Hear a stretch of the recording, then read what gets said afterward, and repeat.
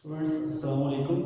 उम्मीद करता हूँ आप सब खैरियत से होंगे। आज हमारा यूनिट 1 एक्सरसाइज 1.3 का सेकंड लेक्चर है और जिस तरह कि मैंने प्रीवियस लेक्चर में आपको लिमिट्स के बारे में बताया था और लिमिट्स क्या होती हैं और लिमिट्स के कुछ थ्योरम्स हमने डिस्कस किए थे और फिर हमने लिमिट्स से रिलेटेड कुछ क्वेश्चन को सॉल्व किया था।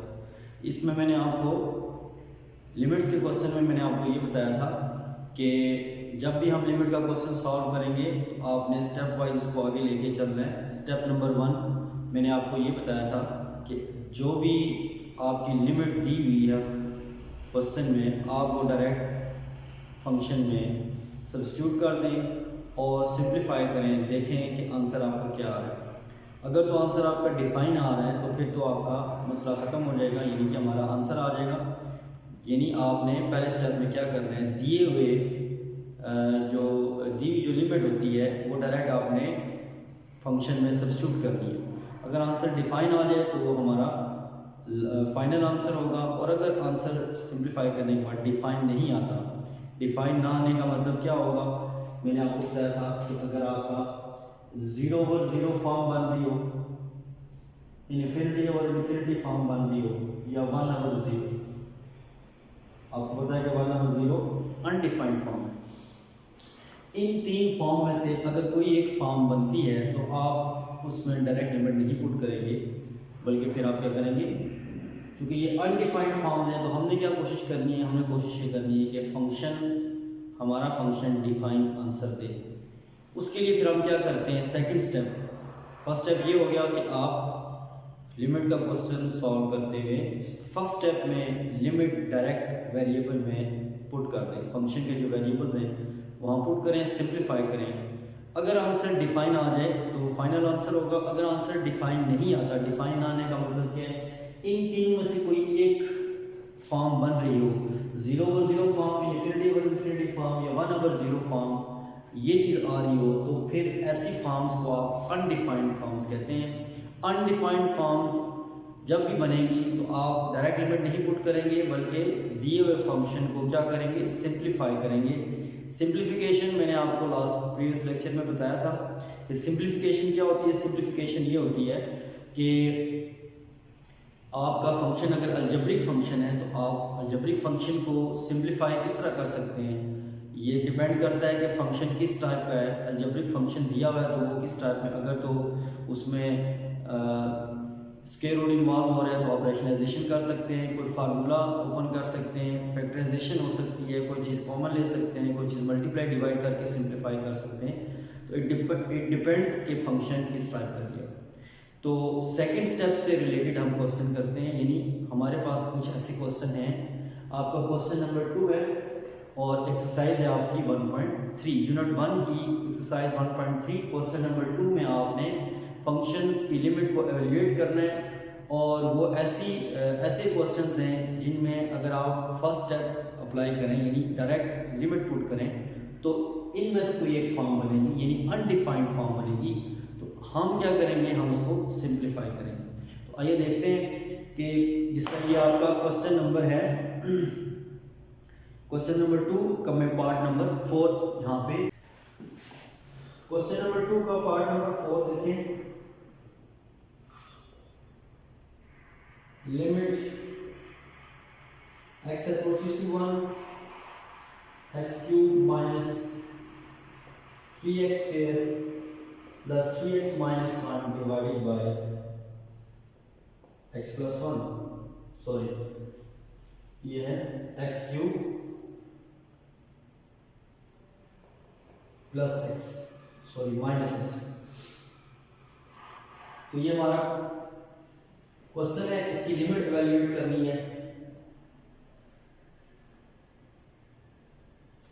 तो देखिए हम क्या करेंगे, स्टेप 1, जिसमें मैंने आपको बताया था कि स्टेप 1 क्या करते हैं, सबसे पहले हम ये लिमिट जो है x अप्रोचेस टू 1, हमने ये x की जगह 1 पुट करना है। तो देखिए मैं यहाँ पे रफली सॉल्व करता हूँ, 1 minus 3 plus 1 minus 1 divided bye 1 minus 1, ठीक है। तो इसमें अगर आप सिंप्लीफाई करेंगे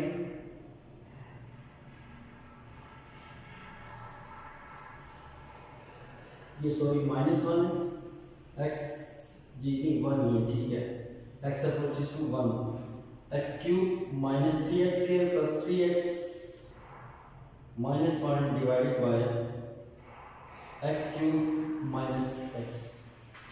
तो इसको सिंप्लीफाई कर लें, ठीक है, 1 और 1 माइनस 1 0 आ गया, डिनोमिनेटर में 0 आ जाएगा। ये कैंसिल होने के बाद 1 माइनस 3 यहाँ पे आ जाएगा -2 divided by 0 that is equal to infinity, undefined form.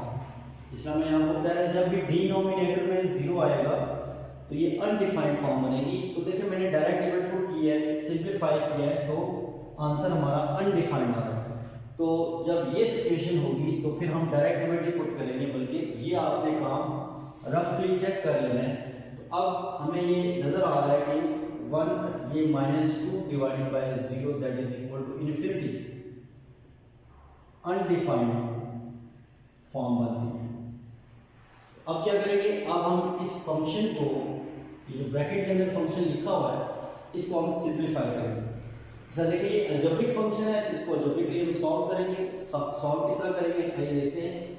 Simplification में आप लिमिट इसी तरह लिखेंगे, ये x क्यूब और ये -1 इन दोनों को मैं एक साथ लिख रहा हूँ, x का क्यूब और -1 को हम लिख सकते हैं 1 का क्यूब, और ये -3 यहाँ से और यहाँ से आप 3x कॉमन लेंगे। जब यहाँ से -3x कॉमन ले लेंगे तो देखिए माइनस भी कॉमन आ गया, 3 भी कॉमन आ गया, x स्क्वायर कॉमन ले लिया तो बाकी क्या रह गया x, और चूंकि माइनस कॉमन लिया तो ये माइनस और 3x कॉमन लिया तो यहाँ पे क्या रह जाएगा 1 डिवाइडेड बाय, ये देखें x क्यूब माइनस x, यहाँ से भी x कॉमन आ रहा है, क्या रह जाएगा x स्क्वायर माइनस 1 रह जाएगा। और ये नजर आ रहा है x क्यूब माइनस 1 क्यूब, ये a cube minus B cube का फार्मूला अप्लाई करेंगे तो ये होता है a माइनस बी,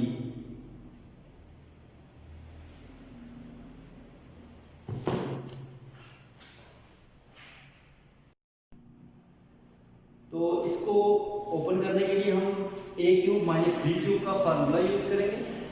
और दूसरा आपको पता है a cube minus B cube क्या होता है, अगर नहीं पता तो फार्मूला लिख रहा हूँ, देखें a cube minus B cube होता है a minus B into a square plus A B plus B square, ठीक है। तो ये फार्मूला यहाँ पर अप्लाई कर देंगे इस टर्म के ऊपर। तो देखिए किस तरह ये सिंप्लीफाई होगा, लिमिट x अप्रोचेस टू 1, ये इसी तरह लिखेंगे, यहाँ पर फार्मूला अप्लाई करेंगे, a की जगह x है और b की जगह 1 है, तो ये जो फार्मूला लिखा हुआ है इसमें a की जगह x और b की जगह 1 पुट करें तो ये बन जाएगा a minus B into X square plus x plus 1 और -3x into X minus 1 divided by x। यहाँ पे भी हम फार्मूला अप्लाई करेंगे, देखें a square minus b square, 1 का स्क्वायर 1 होता है, सो यहाँ पे अप्लाई हो सकता है a square minus b square, ये हो जाएगा a minus b a plus b, ठीक है। जब a minus b plus b apply करेंगे यहाँ पे क्या आ जाएगा, यहाँ पे आ जाएगा हमारे पास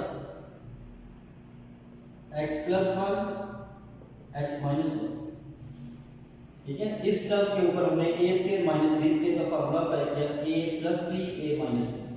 अब देखें जिस तरह ये ऊपर हमारे पास एक टर्म ये है और एक टर्म ये है, इसमें से देखिए ये x माइनस 1 और इसमें से भी x माइनस 1 कॉमन आ रहा है। जब हम कॉमन निकालेंगे तो देखिए क्या बनेगा, लिमिट x अप्रोचेस टू 1, इसी तरह यहाँ से आप x माइनस 1 कॉमन ले लें, ठीक है। ये मैं उधर लिख देता हूँ शायद नजर ना आए आपको, तो देखिए ये आ गया हमारे पास limit x approaches to 1, x minus 1 common ले लेंगे, यहाँ से x माइनस 1 कॉमन लिया तो क्या बचा x square plus x plus 1, और यहाँ से जब x माइनस 1 कॉमन लिया तो बाकी बचा -3x, क्योंकि हम ब्रैकेट में लिखे हैं -3x, इसको यूं लिख लें, divided by x plus 1 x minus 1, ये देखिए x माइनस 1 कैंसिल हो गए। अब हमारे पास क्या बचा है, limit x approaches to 1 x square ये plus X minus 3x minus 2x plus 1 divided by x plus 1।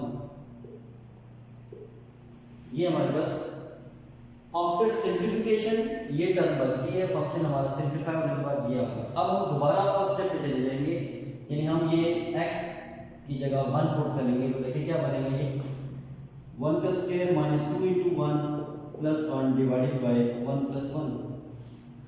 सो ये minus 1 plus sorry this is not minus 1, ये 1 ये प्लस का है और ये भी प्लस का है। सो 1 प्लस 1 ये बन जाएगा 2 minus 2 divided by 2। So 2 minus 2 0 divided by 2। तो 0 divided by 2 is equal to 0 not infinity, ठीक है। ये हमारे पास 0 divided by 2 is equal to 0 which is defined number. 0 is a defined number. 0 divided by anything is equal to 0, ठीक है, but anything divided by 0 वो हमारे पास टर्म क्या हो जाएगी, अनडिफाइंड टर्म आ जाएगी, इन्फिनिटी आ जाएगी।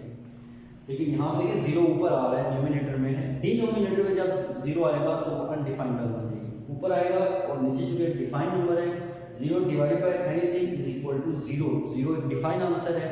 सो जब x की वैल्यू 1 को अप्रोच करेगी तो ये जो फंक्शन है ये किसको अप्रोच करेगा, 0 को अप्रोच करेगा। ये हमने इसकी लिमिट फाइंड की है। उम्मीद करता हूँ आपको समझ आ गई होगी। इसी तरह आपने जब भी लिमिट का क्वेश्चन सॉल्व करें तो आपने ये स्टेप याद रखने हैं। फर्स्ट स्टेप मैं आपको बता चुका हूँ, फिर मैं यहाँ पे इसको रिपीट करता हूँ कि पहले स्टेप में आपने क्या करना है कि जो दी हुई लिमिट है वो डायरेक्ट फंक्शन में पुट करनी है, फंक्शन को सिंप्लीफाई करना है।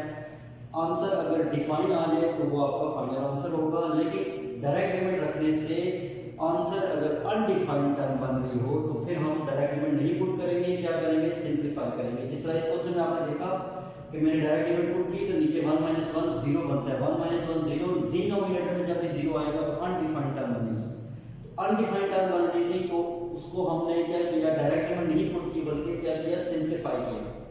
इसको सिंप्लीफाई किया, सिंप्लीफिकेशन के बाद ये फंक्शन बच गया।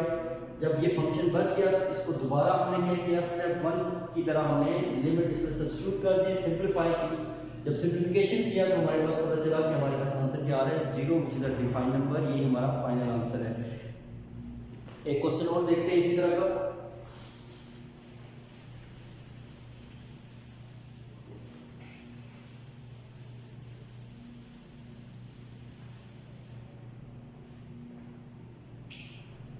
इसका पार्ट नंबर 8 देख लेते हैं।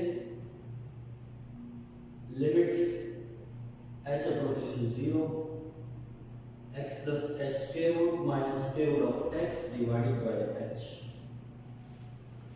तो स्टूडेंट्स इसमें भी स्टेप 1 अप्लाई करके देखें, h अप्रोचेस टू 0, यहाँ पे वेरिएबल x की जगह क्या आ गया, h आ गया। तो जहां आपको x नजर आ रहा है वहां पे आपने 0 पुट करना है, ना कि x की जगह 0 पुट करना है, क्योंकि ये हमारे पास चाहिए बुक में आपकी जो टेक्स्ट बुक है, ठीक है, इसमें h अप्रोचेस टू 0 है। तो इसलिए जो क्वेश्चन है वो वेरिएबल h में हम ट्रीट करेंगे। तो हम h की जगह 0 पुट करेंगे। देखिए h की जगह 0 पुट करें तो यहाँ पे क्या बचेगा, under root x plus 0 minus under root 0 divided by 0। Sorry यहाँ पे 0 नहीं पुट करना बल्कि x की लेने देना है, क्योंकि हम h की जगह 0 पुट करेंगे। तो देखिए square root x minus square root x 0 divided by 0, ये फॉर्म बन रही है। और ये आपको पता है 0 और 0 फॉर्म कौन सी फॉर्म होती है, अनडिफाइंड फॉर्म होती है। तो हम क्या करेंगे, अब हम इसमें डायरेक्ट लिमिट नहीं पुट करेंगे बल्कि इसको सिंप्लीफाई करेंगे। सिंप्लीफिकेशन में हम क्या करेंगे, ये जो ऊपर टर्म दी हुई है x plus h minus under root x, इसी टर्म को आपने मल्टीप्लाई भी करना है और डिवाइड भी करना है, लेकिन साइन चेंज करना है, जिस तरह आप रैशनलाइजेशन करते हैं। यानी इस टर्म को आपने मल्टीप्लाई भी किया और डिवाइड भी किया, ठीक है। और बीच में देखिए साइन प्लस के, यहाँ पे माइनस का था तो साइन प्लस कर लिया, इस टर्म को मल्टीप्लाई भी कर दिया और डिवाइड भी कर दिया। अब देखिए ये a minus B a plus B, ये बन जाएगा हमारे पास limit h approaches to 0 a minus B a plus B, क्या हो जाएगा a square minus B square divided by, ये उसी तरह लिखेंगे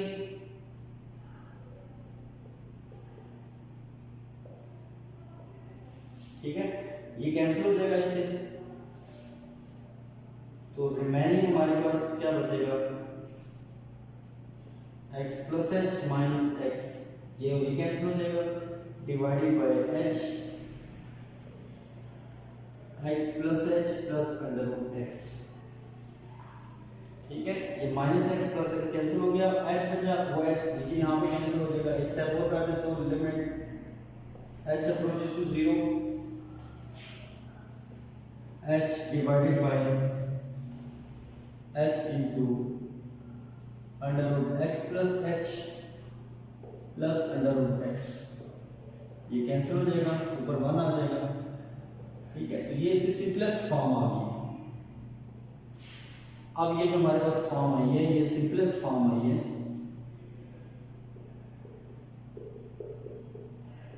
ये इसकी सिंपलेस्ट फॉर्म आ गई है। तो अब हम क्या करेंगे, दोबारा हम h की जगह 0 पुट करते हैं, लिमिट अप्लाई कर दें, इसको हम क्या बोलते हैं, लिमिट अप्लाई करना। हम जब वेरिएबल, जिस वेरिएबल लिमिट दी हुई है उसकी जगह ये नंबर पुट करेंगे, तो देखिए क्या हो जाएगा,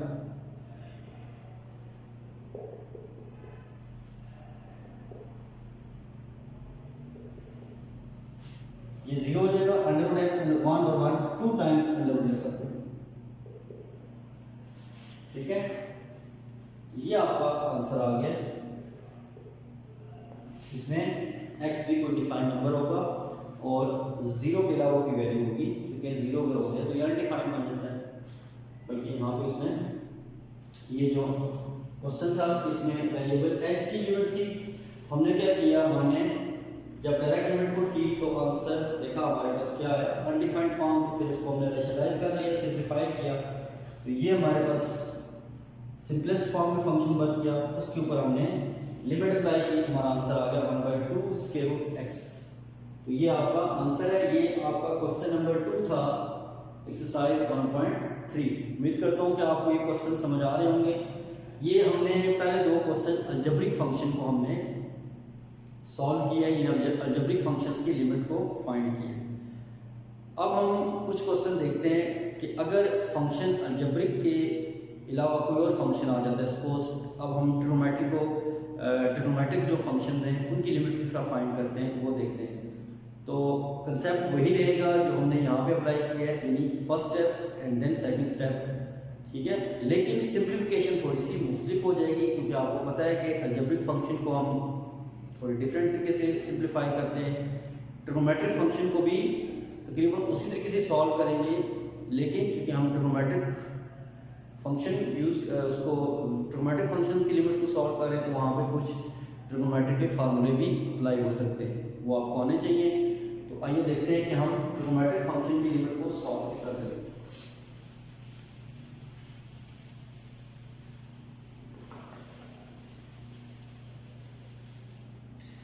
ट्रिग्नोमेट्रिक फंक्शन की लिमिट्स को सॉल्व करने के लिए मैं एक थ्योरम लिख रहा हूँ, ये आप सबको पता होना चाहिए। ये आपकी एक्सरसाइज का क्वेश्चन नंबर 3 है। इसके लिए एक थ्योरम है,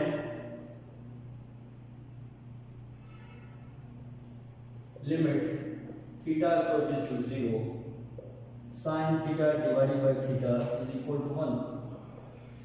ये आपके फार्मूला याद रखना है। वैसे तो इसका प्रूफ भी आपकी बुक में मौजूद है, लेकिन प्रूफ मैं यहाँ पे नहीं कर रहा, सिर्फ आपने ये फार्मूला याद रखना है कि जब भी लिमिट 0 पर अप्रोच करेगी, यानी सॉरी वेरिएबल जो थीटा है, x है, t है, कोई भी वेरिएबल है, वो 0 पर अप्रोच करेगा, sin theta divided by theta, अगर ये फॉर्म बन रही है तो वो किसके इक्वल होगा, 1 के इक्वल होगा।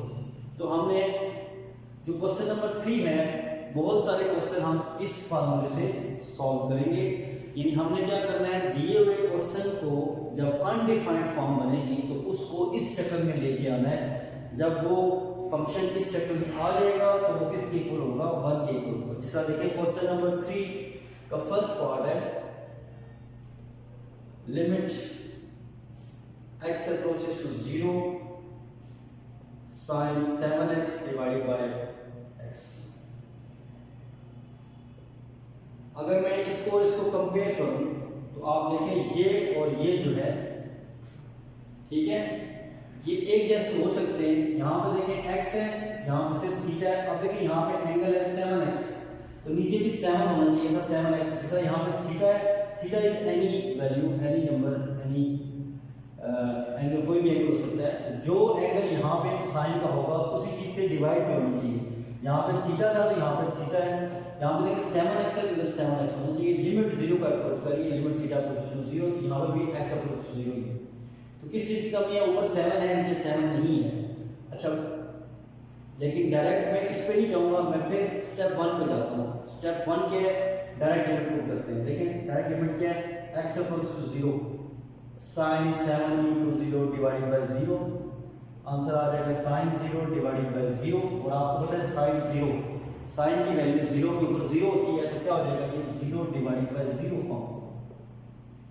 ये कौन सी फॉर्म बन गई है, 0/0 फॉर्म। अगर डायरेक्ट लिमिट पुट कर दूं, पहला स्टेप जो आपको मैंने पिछले क्वेश्चन पे बताया कि x की जगह अगर डायरेक्ट ये लिमिट सब्स्टिट्यूट कर दें तो देखें 0/0 फॉर्म आ गई, which is undefined form.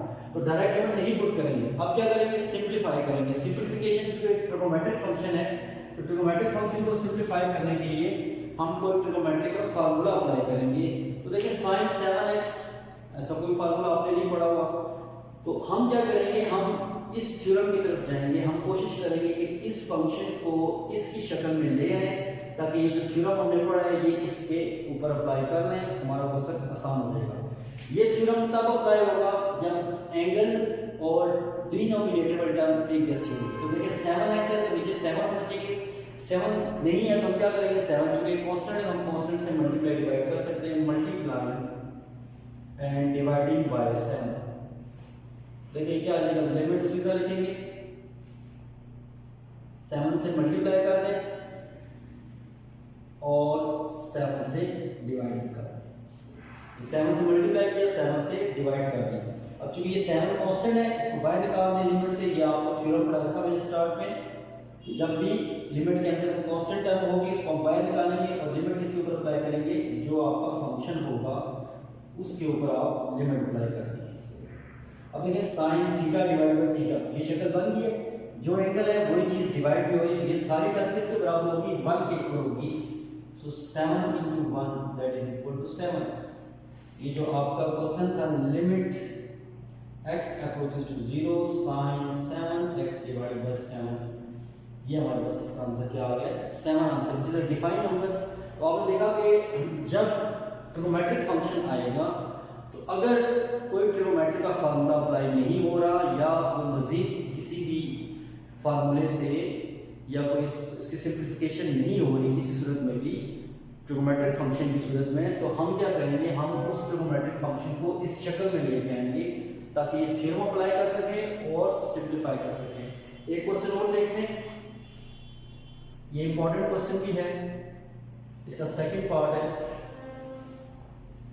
Limit x approaches to 0 sin x degree divided by x। कुछ स्टूडेंट्स इसको x की पावर 0 पढ़ते हैं, this is not x power 0, ये x की पावर जो लिखी हुई है ये पावर नहीं है बल्कि ये डिग्री है। आप सबको पता है, देखें अब हमारे पास क्वेश्चन जो है वो x डिग्री, आपने प्रीवियस क्लास में पढ़ा होगा कि 1 डिग्री जो होता है वो पाई बाय 180 रेडियन होता है, ऐसा ही है।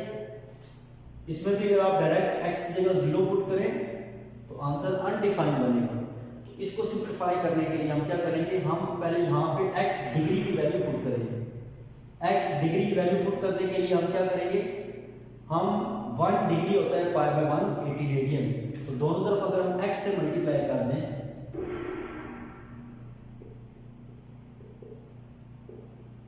ये फार्मूला आपको याद होगा कि 1 डिग्री होता है पाई बाय 180 रेडियन, इसमें आपने दोनों तरफ x से मल्टीप्लाई किया तो ये क्या बन गया, x degree is equal to x pi by 180 radian. तो इसका मतलब ये हुआ कि ये जो x डिग्री क्वेश्चन में लिखा हुआ है इसकी जगह आप क्या पुट कर सकते हैं, x पाई बाय 180, क्योंकि ये डिग्री में है और ये सिंपल वेरिएबल है तो इनको एक ही शक्ल में लेके आना था, ऊपर x डिग्री है और नीचे सिर्फ x है, तो दो मुख्तलिफ टर्म्स होंगी। तो इनको एक ही शक्ल या एक ही फॉर्म में लाने के लिए हमने x डिग्री की वैल्यू निकाली, वो यहाँ पे हम पुट करेंगे। तो देखें यहाँ पे हमारे पास क्या आ जाएगा, limit x approaches to 0 sine x degree की जगह क्या लिखेंगे, x pi by 180 divided by x। ये हमारा क्वेश्चन आ गया। हमने क्या किया, हमने ये x डिग्री की वैल्यू उठा के ये पुट की, जो हमने ये फाइंड की, ठीक है। अब इसको सिंपलीफाई करने के लिए देखें, अगेन हम क्या करेंगे, थ्योरम अप्लाई करेंगे। यही थ्योरम अप्लाई करने के लिए अब देखिए ये सारा इस साइन का एंगल है, जो यहाँ पे साइन का एंगल है वही टर्म नीचे भी होनी चाहिए। x यहाँ पे है, x इधर भी है, कौन सी चीज नहीं है, पाई बाय 180 ऊपर है नीचे नहीं है डिनोमिनेटर में। हम क्या करेंगे, पाई बाय 180 को मल्टीप्लाई और डिवाइड करेंगे ताकि ऊपर वाली टर्म और नीचे वाली टर्म एक जैसी बन जाए। तो देखें multiply and divided by pi by 180, so हमारे पास तो limit x approaches to 0 sine x pi by 180 into pi by 180 से मल्टीप्लाई कर दें और ये x की तरफ पाई बाय 180 से डिवाइड कर दें।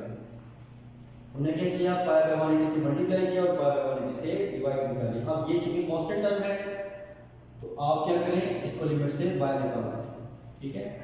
तो लिमिट से बाहर निकालेंगे, पाई बाय 180 बाहर आ जाएगा, लिमिट अप्लाई करेंगे, limit x approaches to 0 sine x pi by 180 divided by x pi by 180। अब देखें साइन थीटा और थीटा, थीटा क्या है, कोई भी वैल्यू है। अब थीटा की जगह ये वैल्यू है, नीचे भी वही है, तो अगर मैं इसको इससे कंपेयर करूं तो ये किसके बराबर है, 1 के। तो ये देखें यहाँ पे थीटा की जगह ये वैल्यू है, नीचे भी वही है, तो इसका मतलब ये सारी टर्म किसके बराबर हो जाएगी, 1 के इक्वल हो जाएगी। ये हमारे पास आ जाएगा pi by 180 multiply by 1, so that is equal to pi by 180। तो ये इसका आंसर आ गया, जो कि एक डिफाइन नंबर है। तो आपने देखा हमने ये थ्योरम किस तरह यूज किया है। थ्योरम यूज करने के लिए आपने इस टर्म को और नीचे टर्म को एक जैसा बनाया, और ये आपने याद रखना है कि जब ये ट्रिग्नोमेट्रिक फंक्शन की लिमिट्स को एवेल्युएट करेंगे तो ये थ्योरम अक्सर यूज होगा। जरूरी नहीं हर क्वेश्चन में यूज हो, किसी क्वेश्चन में आप ट्रिग्नोमेट्री का फार्मूला भी यूज कर सकते हैं, फैक्टराइजेशन कर सकते हैं, कॉमन लेके कुछ मल्टीप्लाई डिवाइड कर सकते हैं। लेकिन जहाँ पे कोई और आपके पास सिंप्लीफिकेशन का रास्ता नहीं है तो वहाँ पे फिर ये थ्योरम अप्लाई करेंगे। तो जब भी ट्रिग्नोमेट्रिक फंक्शन की लिमिट्स को सॉल्व करेंगे तो ये ज़हन में रखें कि हम कहीं ना कहीं ये थ्योरम अप्लाई करेंगे। उम्मीद करता हूँ कि आज के लेक्चर में ये चीज़ें सारी आपको समझ आ गई होंगी। मैंने सिर्फ क्वेश्चन नंबर 3 के 2 पार्ट किए हैं, तो बाकी पार्ट आपने ट्राई करने हैं। मैं कोशिश करूँगा नेक्स्ट लेक्चर में कुछ 2-3 पार्ट और करवा दूँ, और फिर हम आगे नेक्स्ट फंक्शन जो हम डिस्कस करेंगे, जिसके हम लिमिट फाइंड करेंगे, वो होगा हमारा एक्सपोनेंशियल फंक्शन। फर्स्ट लेक्चर जो मैंने आपको दिया था टाइप्स ऑफ फंक्शन क्या होता है, फिर मैंने आपको टाइप्स ऑफ फंक्शन बताई थी। तो आप देख रहे हैं कि हम इस एक्सरसाइज में भी पहले हमने अलजेब्रिक फंक्शन की टाइप्स को, अलजेब्रिक फंक्शन को हमने उसकी लिमिट फाइंड की, फिर हमने ट्रिग्नोमेट्रिक फंक्शन की लिमिट्स को फाइंड किया। अब हम नेक्स्ट कमिंग लेक्चर में हमने एक्सपोनेंशियल फंक्शन की लिमिट्स को सॉल्व करना है।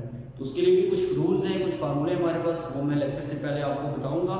लेकिन आपने ये लेक्चर देखना है, इसको अंडरस्टैंड करना है, और उसके बाद जो टेक्स्ट बुक है उसके क्वेश्चन नंबर 3 के पार्ट्स, जो बाकी पार्ट्स हैं वो आपने खुद ट्राई करना है।